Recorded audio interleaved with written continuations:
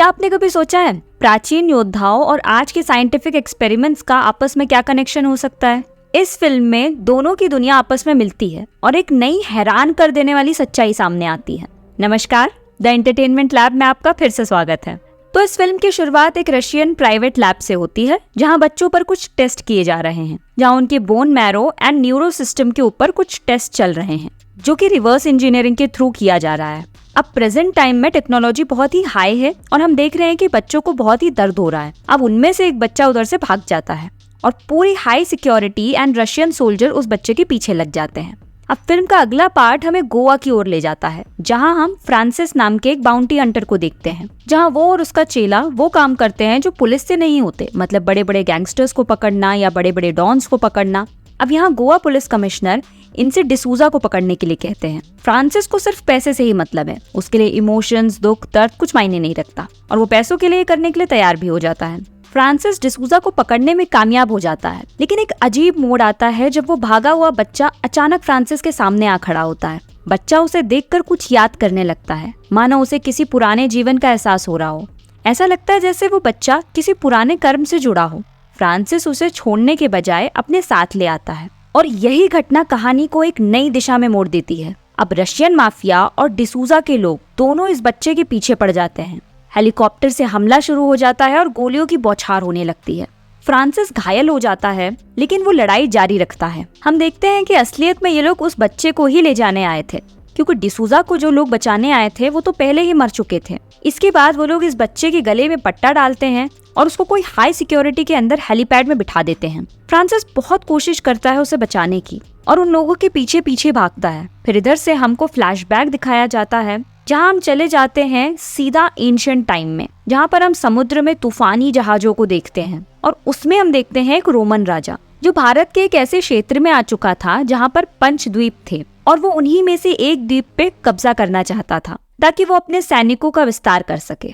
इन पंचद्वीपों में हर एक की अपनी एक अलग विशेषता है। जैसे एक जनजाति को जड़ी बूटी से इलाज करती है तो दूसरी जनजाति किसी और ही दुनिया में बसी हुई है। रोमन राजा अपने सैन्य विस्तार के लिए इन द्वीपों पर कब्जा करना चाहता है। अब यहाँ पर मिया सेन का प्रवेश होता है, जो एक बंजारा है और पैसे के लिए काम करने वाला शख्स है। वही राजा की मदद से इन जनजातियों को वश में करने की योजना बनाता है। रोमन राजा उसी की मदद से इस गांव में से किसी एक गांव को अपने वश में करेगा, मतलब उस जनजाति को वो झुका देगा और खुद के रोमन लोगों को वहां बसा देगा और मिया सेन हर एक चीज के पैसे लेगा। वो कहता है कि आप कोई भी एक जनजाति के ऊपर हाथ लगा दीजिए, हम उसको कौशल से तोड़ेंगे और उसमें आपका ही राज होगा। आप मुझे बता दीजिए कि आपको कौन सा द्वीप चाहिए। तब रोमन राजा कहता है कि हमको पेरूमेंची चाहिए। तब मिया सेन गेरुआ को बुलाता है, जो कि पेरूमाची का ही आदमी है और वो पेरूमाची के राजा का बिल्कुल खास है और उसके ऊपर राजा आंख बंद करके भरोसा करते हैं। गेरुआ कहता है कि राजा का बेटा जब तक जिंदा है तब तक हम पेरूमाची को ऐसे ही नहीं ले सकते, हमको कौशल से उसके हर एक बलवान योद्धा को लाना पड़ेगा और मौत के घाट उतारना पड़ेगा, तभी हम पेरूमाची के ऊपर कब्जा कर सकते हैं और सबसे आखिरी में हम उसके बेटे को मारेंगे। अब प्लान बनता है, जहां पर गेरुआ बोलता है कि आप कितने पैसे दोगे। तभी रोमन राजा कहता है कि हम तुम्हें हर एक योद्धा के बदले 2 स्वर्ण मुद्राएं देंगे। मुझे विश्वास दिलाने के लिए कि तुम कितने लोगों को मार रहे हो, हर एक योद्धा का दाहिना हाथ काट करके मुझे भेज देना। अब उसके सामने गेरुआ और मिया सेन दोनों इस बात को मान लेते हैं। फिर ये लोग पेरूमाची गांव जाते हैं और वहां जाते समय गेरुआ के साथ उसकी पत्नी और बेटा भी होता है। उसका बेटा उसे अपना सब कुछ मानता है। जहाँ भी गेरुआ जाता है उसका बेटा उसी के साथ जाता है और ये लोग गांव में जाते ही गांव के राज्य के साथ वो लोग कूटनीति करना शुरू कर देते हैं और राजा को विश्वास दिलाते हैं कि रोमन राजा ने आप लोगों को काम सौंपा है, इसके बदले बहुत सारी स्वर्ण मुद्राएं भी देंगे और खाना भी मिलेगा। इसके लिए आपको उन लोगों के लिए सिर्फ जहाज बनाने हैं। राजा उसके ऊपर भरोसा करते हैं, ऊपर से स्वर्ण मुद्रा और खाना भी मिलेगा। इस बात के लिए राजा मान भी जाते हैं। अब ये दाव रखता है कि उन लोगों को 100 हट्टे कट्टे नौजवान चाहिए जो जल्द से जल्द जहाज बना दे और राजा मान भी जाता है। अब 100 लोगों को उसके साथ भेज देता है और जब वो इन 100 लोगों को ले जा रहा था तब गेरुआ के साथ उसकी बीवी और बच्चा भी होता है। रास्ते में एक कुत्ता मरा पड़ा होता है, इसीलिए उसकी बीवी बच्चों को वो बोलता है कि इसे दफना दो और हम थोड़ी देर में ही लौट आएंगे। और जो 100 लोगों को वो लेके जा रहा था, दूसरे लोगों के द्वारा वो उन्हें मरवा देता है और हर एक योद्धा का दाहिना हाथ काट के नदी में बहा देता है, जो कि रोमन राजा देखता है और उसे विश्वास हो जाता है कि प्लान काम कर रहा है। एक बार ऐसा करने के बाद गेरुआ समझता है कि उसका प्लान काम कर रहा है और पेरूमाची के लोगों को वो झुका सकता है। दूसरी बार फिर से वो राजा के पास जाता है और वही कहानी दोहराता है और कहता है कि रोमन राजा को और जहाज चाहिए और मजबूत जहाज चाहिए, इसीलिए 100 और लोग लगेंगे।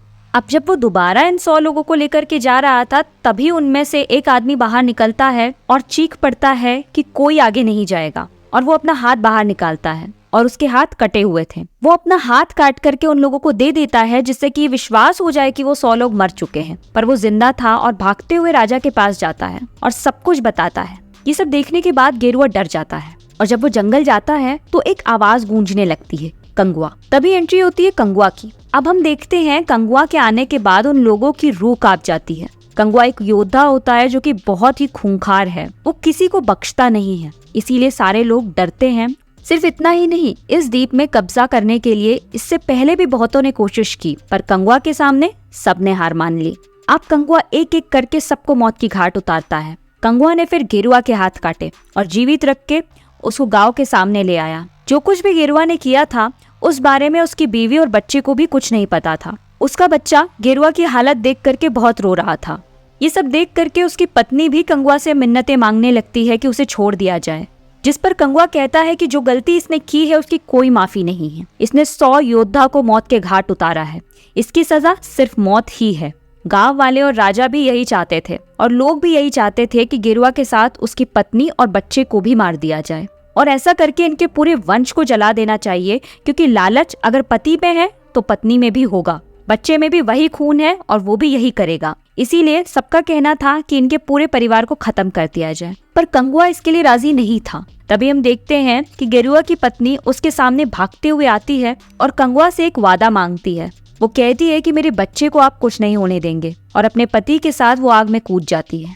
गेरुआ के बच्चे ने जब अपने माँ बाप को अपनी आंखों के सामने जलते हुए देखा, और वो ये भी सोचता है कि जिस हथियारे ने उसके बाप को मारा है उसी के हाथ उसकी माँ ने उसे सौंप दिया। उसी क्षण से कंगुआ के लिए इस लड़के के मन में नफरत बढ़ चुकी थी। नफरत ऐसी कि कंगुआ को वो मौत के घाट उतार दे, पर वो सही मौके की तलाश में था। अब रोमन राजा के हाथ पेरूमाची तो नहीं आया, क्योंकि कंगुआ ने लास्ट मोमेंट पर आकर के सबको मौत के घाट उतार दिया। और मियासेन कहता है कि अगर हमें कंगुआ और पेरूमाची को झुकाना है तो हमें आरती का साथ लेना पड़ेगा। अब ये एक राजा है जो कि दिखने में बहुत ही भयानक है। अब रोमन राजा और मियासेन जाते हैं आरती के पास और उसको वही लालसा देते हैं, स्वर्ण मुद्रा और खाना, और उसके लिए एक शर्त रखते हैं कि पेरूमाची को हमको झुकाना है। पेरूमाची के कंगुआ को अगर आप मार देंगे तो ये सब कुछ आपका होगा। आरती भी इस बात को मान जाता है, क्योंकि वो बहुत खूंखार है, इसको सिर्फ खून चाहिए और बहुत सारा पैसा। और ये आज से नहीं, बहुत सालों से इन दोनों के बीच में राइवलरी चल रही है। मतलब आरती कम्युनिटी एंड पेरूमाची कम्युनिटी, ये लोग एक दूसरे के साथ बहुत टाइम से लड़ रहे हैं। फिर हम देखते हैं आरती खुद नहीं जाता, आरती अपने दोनों शूरवीर लड़कों को भेजता है कंगुआ और उसके लोगों को मारने के लिए, और ये दोनों कंगुआ के कुछ लोगों को मार भी देते हैं, पर वो कंगुआ को नहीं मार पाते। कंगुआ उन दोनों को मौत के घाट उतार देता है, पर मौका मिलते ही गेरुआ के लड़के ने भी कंगुआ के ऊपर हमला कर दिया था, और कंगुआ तब समझ चुका था कि उसके उस बच्चे के मन में कंगुआ के लिए सिर्फ नफरत है, और हो भी क्यों ना, क्योंकि उसने उसके पिता को मारा है। एक बच्चे का क्रोध वो समझ पा रहा था, वो उससे नाराज भी नहीं था। इनफैक्ट वो उससे एक वादा मांगता है, हमारे ऊपर आज आरती के लोगों ने हमला किया है, वो हमारे लोगों को मार रहे हैं और मेरी जरूरत है इन लोगों को। तुम मुझे जरूर मारोगे, पर इससे पहले हमको लड़ना होगा। मैं तुमसे ये वादा करता हूँ कि मेरी मौत तुम्हारे ही हाथ होगी। और गेरुआ का बच्चा इस बात को मान जाता है, क्योंकि उसको बदला चाहिए था। पर कंगुआ जब उस बच्चे को फिर से कबीले में लेकर जाता है तो कंगुआ के पिता उस बच्चे को दंड देते हैं और बोलते हैं कि इसको मौत की सजा सुनाई जाए, क्योंकि इसने तुम्हारे ऊपर हमला किया है। तब कंगुआ उसके बाबा के ही खिलाफ आता है और कहता है, इसकी माँ को मैंने वचन दिया था कि मैं इसे कुछ नहीं होने दूंगा। तब उसके बाबा और गांव वाले बोलते हैं कि ठीक है, इसको मौत की सजा नहीं तो काले जंगल की सजा देंगे, जहाँ इसे जंगल में अकेला छोड़ दिया जाएगा। कंगुआ तब बोलता है कि इस सजा का हकदार मैं भी हूँ, और वो उस बच्चे के साथ खुद भी जंगल में चला जाता है।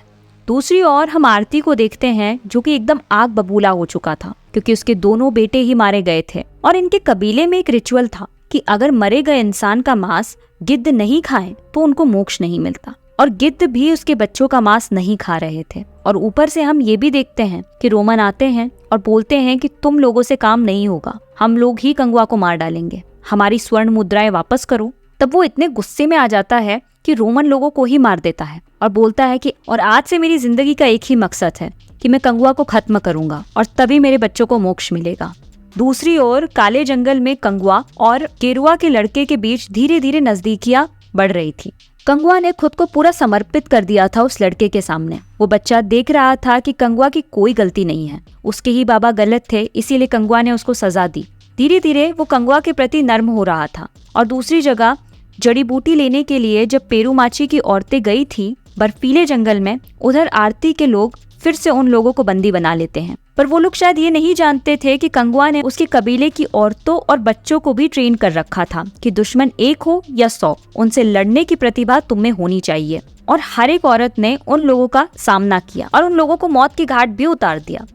अगली तरफ हम देखते हैं एक के बाद एक मौत होने की वजह से आरती बौखला चुका था और फिर वो कबीले पर हमला कर देता है। और जब वो ऐसा करता है, कंगुआ तब काले जंगल में होता है। कंगुआ कबीले वालों को बचा नहीं पाता और आरती ने उसके बाबा मतलब कि कबीले के राजा को ही मार दिया था। पेरूमाची का सिंहासन अब खाली था। आरती उधर विराजमान होता है और कंगुआ को ललकारता है। जब कंगुआ को पता लगता है अपने पिता की मौत के बारे में, तब उसके पैरों तले जमीन खिसक जाती है।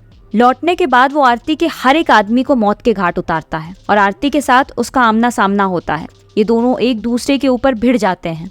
लड़ते वक्त ऐसा एक पॉइंट था जिस जगह पर आरती गेरुआ के बच्चे को ढाल बना के केंगुआ के साथ लड़ रहा होता है। कंगुआ गेरुआ के लड़के को कुछ नहीं होने दे सकता क्योंकि उसने वचन दिया था। तब गेरुआ के बच्चे के मन में ही सहानुभूति आती है और वो कंगुआ को बाबा कह के पुकारता है।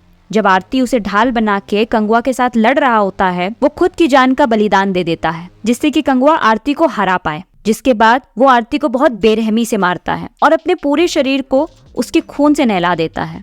अब अगली तरफ प्रेजेंट टाइम में हम देखते हैं उस बच्चे को जब वो लोग लेके जा रहे होते हैं, तब फ्रांसिस अपने आप को छुड़ा के उस लड़के के पीछे जाता है और वो लोग एक पोर्ट एरिया में पहुंचते हैं। वो लोग हर एक कंटेनर चेक करते हैं और एक कंटेनर के अंदर देखते हैं कि उस बच्चे के माथे पर फिर से वो एक्सपेरिमेंट हो रहा होता है। फ्रांसिस जाकर उन लोगों को मारना शुरू कर देता है। तब तक वो कंटेनर हवा में उठ चुका था। फ्रांसिस जाता है और उन लोगों को मारते हुए उस बच्चे को छुड़ा लेता है और तब उसे उस बच्चे की फ्लैशबैक याद आ रही थी। अब फ्लैशबैक में उसे याद आता है कि वो बच्चा कोई और नहीं, वही गेरुआ का लड़का था जो कि पुनर्जन्म ले चुका है।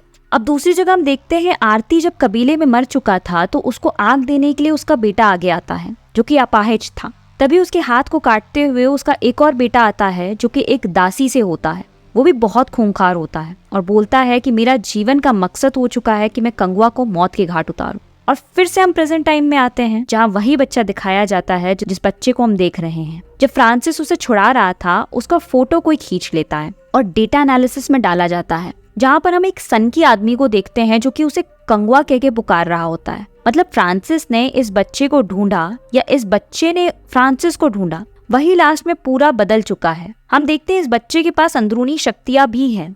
वो मेटल की हर एक चीज को हवा में उड़ा सकता है। यहाँ पर हम ये भी देखते हैं कि फ्रांसिस अपने दोस्त से बात कर रहा होता है कि इसे देख के मुझे अपने पुराने विजन याद आ रहे थे, जहाँ पर मैं एक योद्धा था, मुझे कुछ समझ में नहीं आ रहा है, मेरे साथ हो क्या रहा है।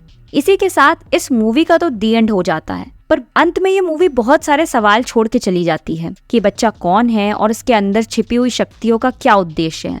क्या ये कहानी इसी मोड़ पर खत्म होगी या अगले पार्ट में हमें और भी रहस्य देखने मिलेंगे, ये तो हमें आगे ही पता लगेगा। तो चलिए आज के लिए बस इतना ही। हमारे साथ यहाँ तक बने रहने के लिए धन्यवाद। आपकी राय हमें कमेंट सेक्शन में जरूर बताएं। फिर मुलाकात होगी अगले वीडियो में। धन्यवाद।